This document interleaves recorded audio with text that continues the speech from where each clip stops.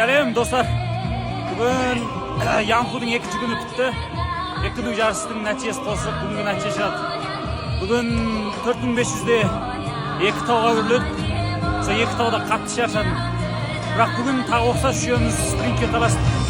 Ең ақырғы спринтте аяғымда рас күш қалмады. Ең ақырында сол үш болып тұрдым. Бауырым бүгін бірді алды, мен үш. Бірақ жалпы нәтиже әлі шыққан жоқ. Мен үш болымда мүмкін екі болымда. Бірақ жалпы жақтан айтқан кезде жақсы. Өйткені тауға өрлеуде қатты шаршап әрен шығып, ең артында 20 километрге құп жетіп бірге жүрдік сол үш адам.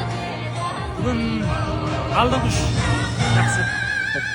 Мына жер көмбеге ең ақырғы 200 метр. Осы жерден бастап спринтке таластық. Бүгін мен лобыға ілессем бірінші болам деп ойладым. Бірақ аяғымда күш жетіспеді.